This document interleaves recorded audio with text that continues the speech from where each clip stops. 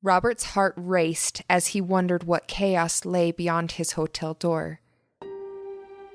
He knew what the Mexican cartel was capable of, and he feared he'd never see his family again. This is the Miracle Files. I'm Emily Jones. And I'm Holly Worthington. We're two sisters who love a captivating true story, but we're also seeking more light in our lives.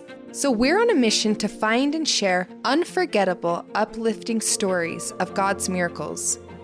We hope you'll join us on this journey. Okay, so today's story is about Bob Meek, AKA Robert Meek. Robert Meek, and the experience that he had when he traveled to Mexico and was virtually kidnapped by a Mexican gang who referred to themselves as the cartel. Yes. And before we begin, we should probably say that the Miracle Files podcast is a family-friendly podcast. This one is a little more intense for younger children. Yeah, this is one that I would just recommend parents listen to first. And then if you feel comfortable with your kids listening to it, that's great. Yeah. Okay, let's just jump right into this one. It's a good one.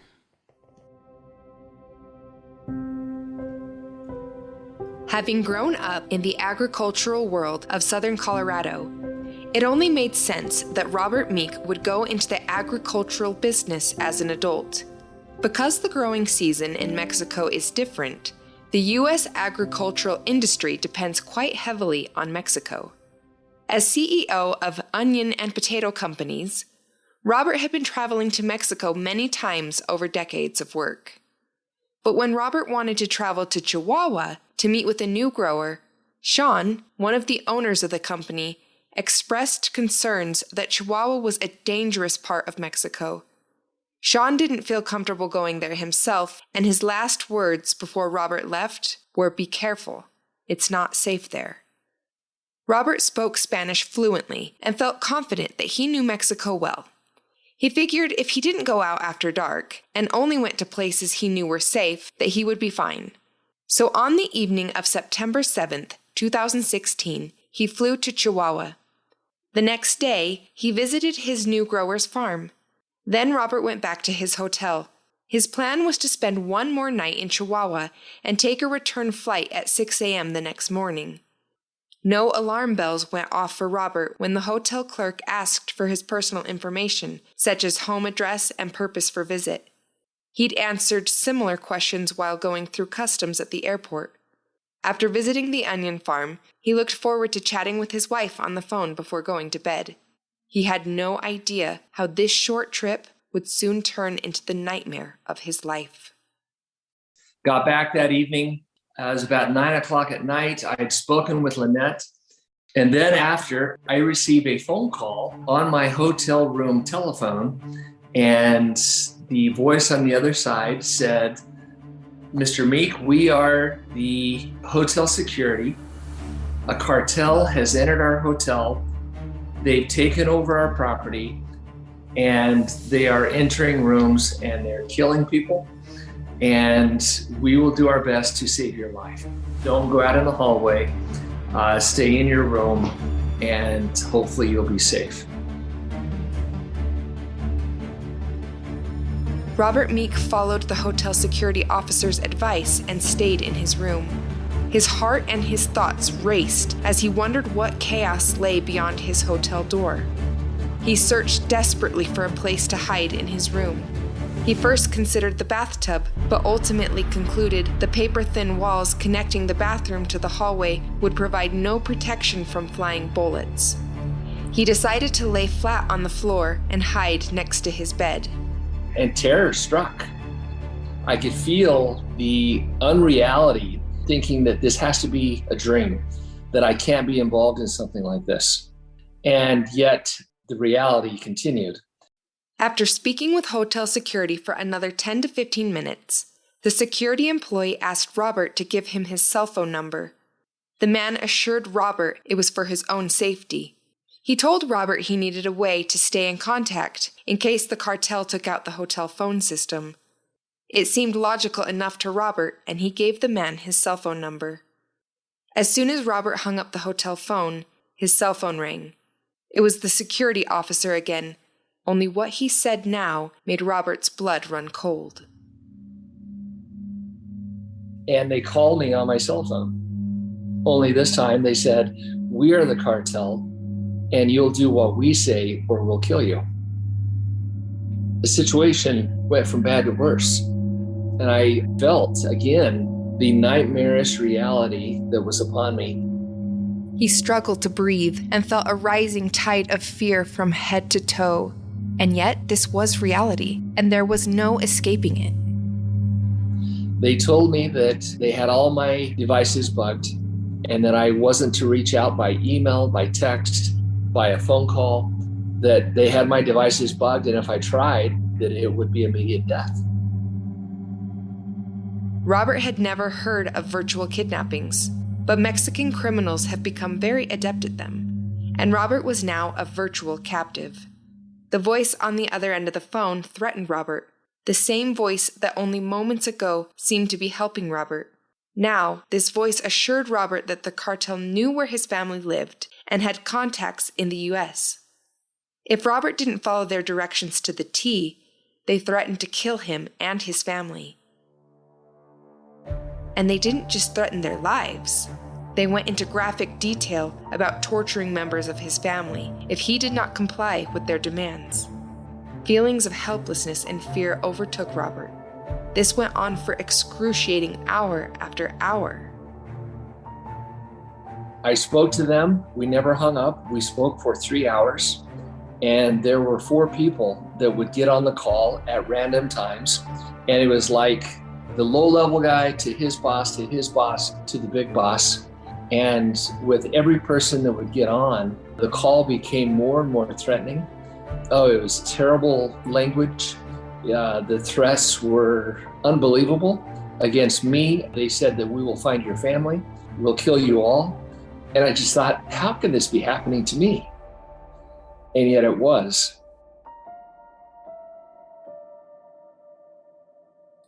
And then Robert received new and terrifying instructions. We talked through that first part of the night, and they told me that they were going to take me to a different location. And I argued. I said, I don't want to go to another location. I'm not leaving this hotel. My work knew that I was coming home. My family knew. And I knew that if I didn't show, that they would search for me and at least find the hotel I was staying at. Well, they said, it's not your choice. You'll do what we say or death. Robert received the order to leave his room immediately and head to the other hotel. He was also ordered to keep his phone on speaker and to take it with him. They told me that I would take my cell phone and a cell phone charger and nothing else. And they gave me the name of a hotel, and they gave me the address of that hotel. And they instructed me that you'll leave your hotel room, you'll get a cab, and you'll go to this hotel, and you'll keep your cell phone on speaker the whole time so that we can hear everything that you're saying. And if you try to escape, you're dead. He wondered what he could do to let someone know what was happening to him without alerting the cartel. He decided to quickly ransack his hotel room in hopes that someone would come later and realize something was wrong. It was all he could think to do, and he had to do it fast. He left all his belongings, including his laptop and an open day planner where he'd written down the name and address of the new hotel. I leave the room, I walk down the hall, and they tell me, as you walk through the hall, there are 3 men, 3 of us that are in the hotel lobby, and they will watch you leave. And if you try to escape, they will kill you. And I look over to my right, and there are 3 men looking at me. As I leave, their eyes followed mine. My heart was raging 10,000 beats a minute. I again realized the perilous situation that I was in. Standing there outside the hotel, Robert waited for a taxi, again taking in the strange feeling of surrealness. A taxi finally pulled up. Here was a chance to tell someone he was being held captive. And I wanted to tell this taxi driver, help me, but I couldn't because I was on speakerphone and they were listening to me. And I didn't know if the taxi cab might have been one of them. And I couldn't take that chance yet. Robert knew the danger was too grave.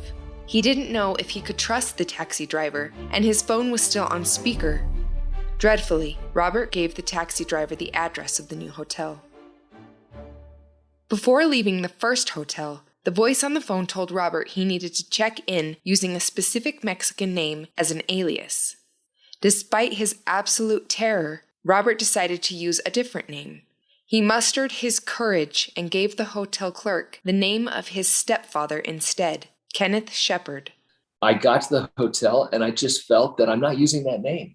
I used the name of my stepfather, Kenneth Shepard.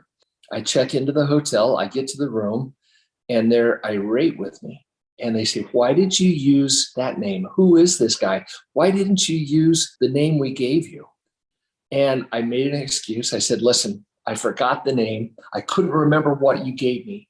And they said, who's Kenneth Shepard? And I said, Kenneth is my favorite name. If I could have named myself as a baby, I would be Kenneth. And I said, Shepard is the good man above, and I need every blessing I can get. Miraculously, his captives believed Robert. Robert made his way to the hotel room. It was now 2 a.m., and he had been on the phone with the cartel for 5 hours. Every 3 to 4 minutes, the cartel would come on the line and say, Robert, ¿estás ahí? And Robert would assure them that he was still there and following their orders. Robert knelt and prayed at every chance he could, and then a physical darkness seemed to envelop Robert. At 3 a.m, my hotel room got very dark. The light was still on, but it became dark, and with a feeling of death that loomed over me. And I just had the feeling that I'm not going to survive this experience, that they will ultimately kill me. Robert wondered what he could do to combat the darkness. He knew he needed to somehow summon more spiritual strength. And so in addition to my prayers that I've been saying the whole time now for 6 hours, I knew I had to get an increased abundance of the Spirit in my life. So I looked up some scriptures that I thought would bring me strength. And as I read, that became very comforting to me. And I knew that I had to get rid of this evil feeling that I felt. So I stood up and silently, I cast the evil spirits out, and they left. And my room became light again.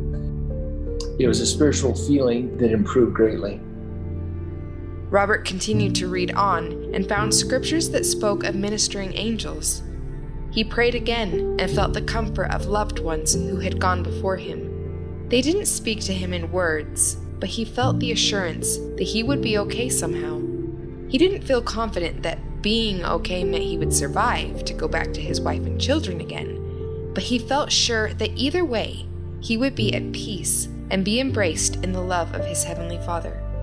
Robert knew what the Mexican cartel was capable of. He had a friend whom he'd done business with that lost a brother to a kidnapping by a cartel in Mexico, and in the moment, he began to prepare himself spiritually for what was to come. The thought that remained in my mind was, will I ever see my family again? And I wasn't sure I would. That night, I felt that I would not survive this experience. And the overriding thought that was in my heart was, are you ready to die? And so I knelt down and I prayed to God. I said, God, am I ready to die? And have I lived a good enough life that would allow me to live with you again? And that was my hope. Robert prayed for an hour straight, and finally a feeling came to him. And it was an amazing experience because a feeling came to me that basically said, you're okay. You're okay. You're not perfect, but you're okay. And you don't have to fear death. And that was such a relief to me that God loved me enough to let me know that I was okay. And then Robert did something incredible. He began to pray to forgive his captors. The second hour after this came with the thought that I hate these guys.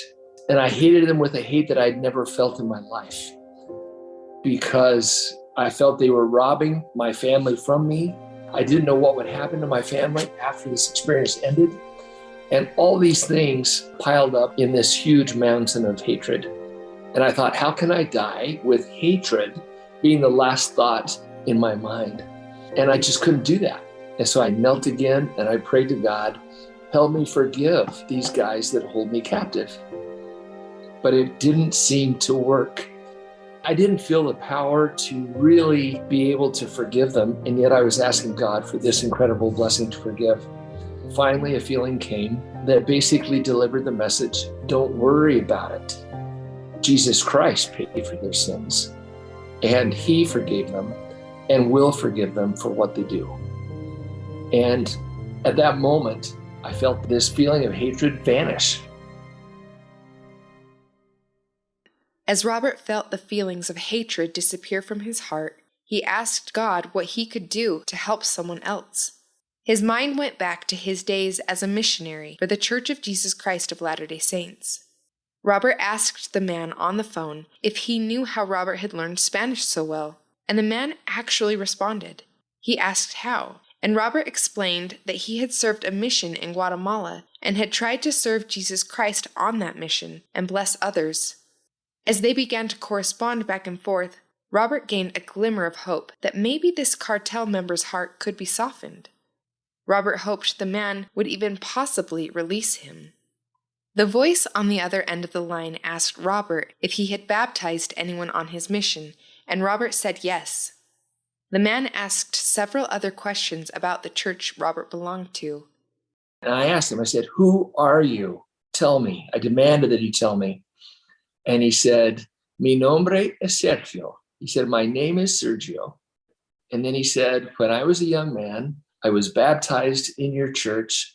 And yet he said, I have turned away from everything. I've lived a terrible life. And he said, I have no family. I have no friends. I have nobody that I can trust or that trusts me. That's my life. And so I simply told him that if he would change, if he would repent, that there was hope for him. There was a way for him to work back into good favor in the sight of God. And then he said something that I'll never forget, and I share it humbly. But he said, you know, Robert, if I ever thought that I could change, he said, I hope that I could find someone like you to help me, because when you speak to me, I get a really warm feeling in my heart. And at that point, I knew that I had accomplished everything I could possibly do with him. I accepted that my job was done. Sadly, at 7 a.m., as quickly as Sergio had softened, he became vile again and began making horrific threats to Robert. He said, if you're going to do onions in Mexico, you have to respect the cartel. And he said, we need money. He said, but before we talk about that, I'm going to send you down to a little store down the streets, a block away. You'll go in, you'll buy a disposable Mexican cell phone, and we will use that cell phone to communicate with your company to extract money. Sergio told Robert to walk a block down the road and that he would come to a park. He described how Robert would find a bench there with 2 cartel men sitting on it. The store was just beyond the park. Robert walked out of the hotel, down the street, and there it was, the park and the bench. 2 men sat on the bench and watched Robert walk past. Everything was just as Sergio had described.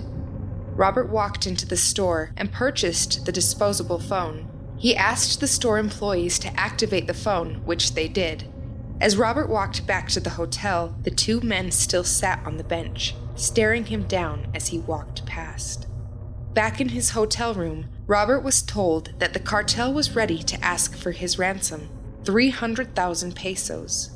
They had Robert call his company on the disposable phone while keeping his personal cell phone on speaker. They had me call my company on that Mexican cell phone, and they told me exactly what to say. And so I called our CFO and I said, Trevor, good morning, this is Bob. I said, I'm held against my will and they want money. And I said, get prepared to go to the bank. And he laughs and he says, right, Bob? He said, when are you coming home?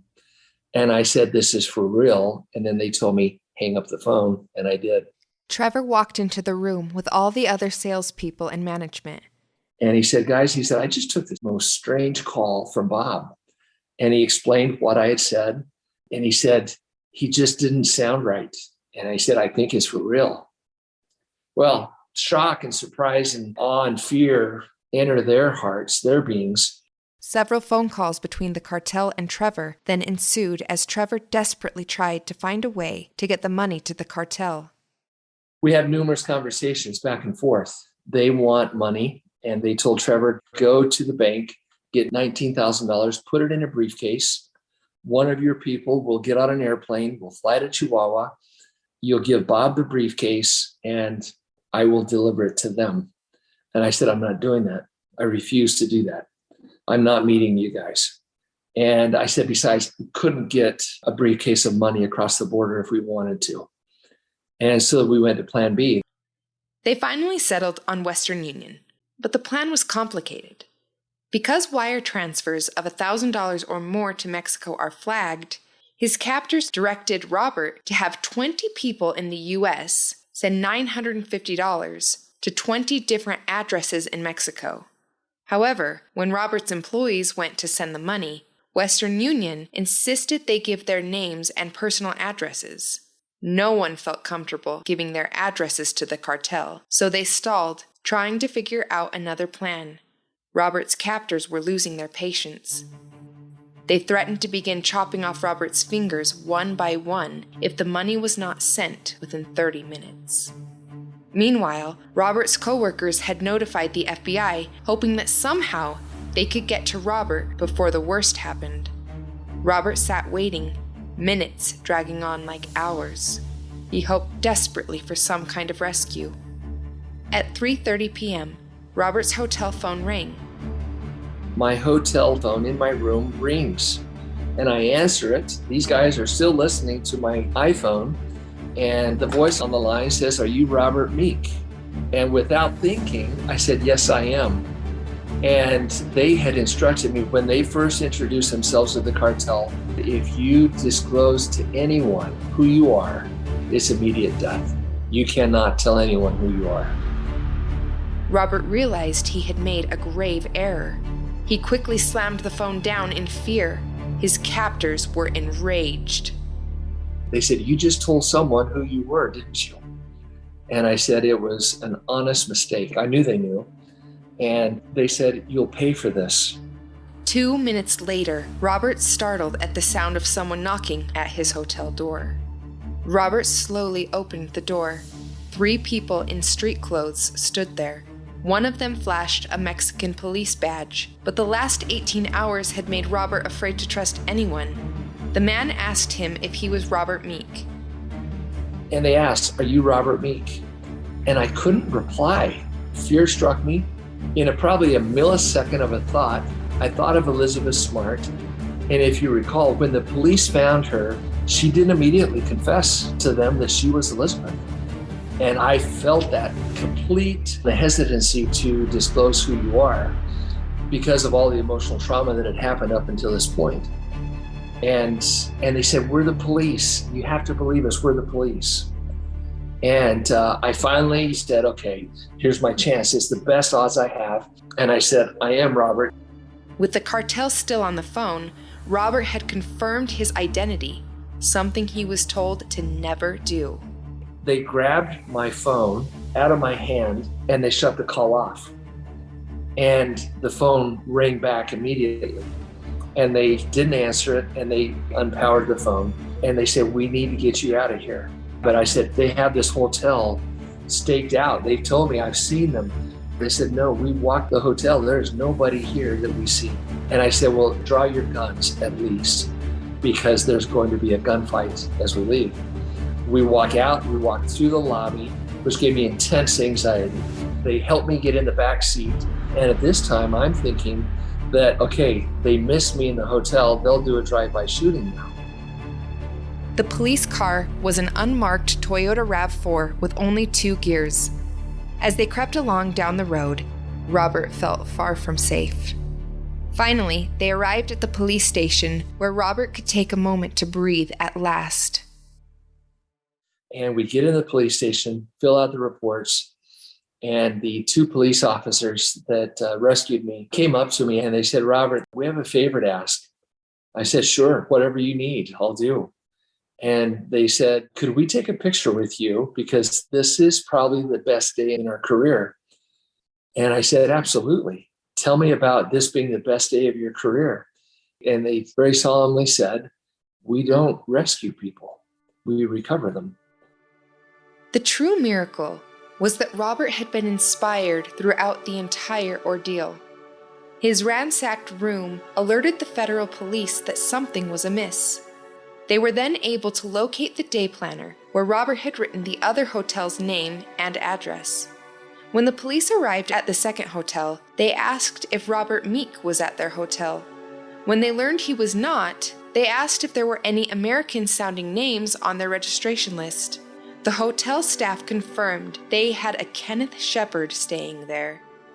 The police would have never been able to find Robert without the trail of clues he was inspired to leave. Robert refused to stay the night in another hotel in Chihuahua, but there were no available flights left to the United States until the next day. He was desperate to be reunited with his family. His grower offered to drive him to the border. Robert gratefully took the offer, though he knew it meant traveling through the Badlands of Mexico, another treacherous area. He contacted a friend who offered to pick Robert up in a private airplane, and Robert was able to meet his friend at the border and travel back to the United States that very evening. That night, Robert had the most joyous reunion with his wife and family. Robert's wife had been sick with worry, but had contacted everyone she could think of to ask for prayers on Robert's behalf. Here's her side of the story. So I didn't know anything was amiss with him until middle of the morning. I had decided to go to the zoo with my little grandsons and my daughter. We were just buckling them in the car when we received a phone call from my son-in-law. And he said, well, I have some news that Bob, your husband, has been kidnapped in Mexico and he's not coming home today. And when I heard that, it was just a moment of complete unbelief because, he works for a farm. We're just ordinary people. And then he got off the call. I thought, what can I do? And I thought the only source of power or comfort is from God. And so we told the little grandboys, we said, fold your arms. We have to say a special prayer right now for your Bob. And so I was the voice of the prayer. And it was probably the most sincere, heartfelt plea for heavenly help that I've ever given, because I knew that God loved this man that I loved, and that if there was any way for him to be protected, that it would come through God. Robert has asked himself why this happened. He's asked others as well why they think he experienced this traumatic event along with the miracles that followed. I've shared this story in many settings. And after one youth camp, one young lady comes up to me. She's probably 15 years old. And she said, do you realize why this happened, or that this story wasn't about you? And I said, share your perspective with me. And she said, this story was about Sergio. And God needed Sergio to listen, and he wasn't paying attention to God. And so God did what he could only do. He could use one of us here on earth to contact Sergio and get his message across that he loved him and that he was important to him and that there was still hope. We all need one more chance. My faith that God hears and answers our prayers was confirmed. And I know that God is aware of each of us. And when we're going through difficulties and need strength beyond our own personal strength, that we can seek and receive that through prayer.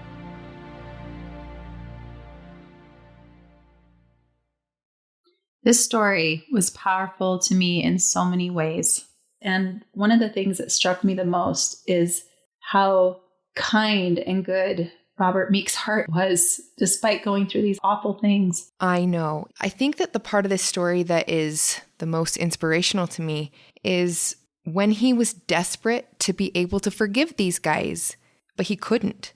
And I love that he had the impression that Jesus Christ died for our sins and can take on this burden. Yeah, and he was able to just release it and turn it over to Heavenly Father and Jesus Christ and say, you can carry this for me. I know. We should probably talk about Sergio too, because that is such a cool part of the story. Mm-hmm. I mean, here's a guy who was probably doing a lot of really bad things, and yet God was reaching out to him and saying, turn to me and I will be here for you still. And we don't know Sergio. We don't know the outcome, but God does what he can to at least give us that opportunity. Yeah, and I think like if we ever feel like we're beyond hope, I know sometimes people feel like they're not worthy of God's love.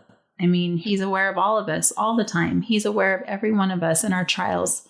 And that brings me so much comfort when I think of people who have really suffered horrible tragedies, to know that God is still there with them through these hard times.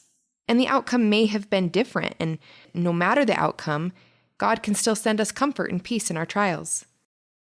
One of the things that really touched me was his wife when she prayed with her grandson. And she said it was the most sincere prayer that she'd ever said.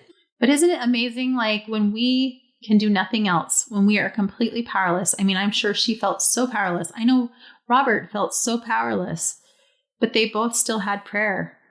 And that was the only thing they had. I know. We remember this happening, and our parents called us at the time and asked us to pray for their friend Bob because he had just been kidnapped in Mexico. Yeah, it was really scary at the time. I remember we all prayed for him and for his family and prayed that he would be rescued. And I think probably hundreds of people were praying, many of which who didn't even know Bob, but just knew he needed our prayers. Yeah, it just reminds me of how powerful prayer really is. We just want to thank Robert and Lynette for sharing this incredible story with us. Robert wrote a book about his experience, so if you want a deeper dive into his story, it's called One More Chance, and you can buy it on Amazon. Thank you for joining us. If you have a miracle to share, contact us at themiraclefiles.com or find us on Facebook. We'll post new episodes on the first day of each month. And if you enjoyed this podcast, please share it and leave us a review. Join us next time as we discover more of God's miracles. And don't forget to look for His light in your own lives. If you'd like to support us on Patreon so we can produce more episodes like this, go to patreon.com/The Miracle Files. You'll get exclusive access to photos, videos, articles, and other content you won't find anywhere else. We'll also have live chats, and we'd love to interact with you there. Thank you so much for your support.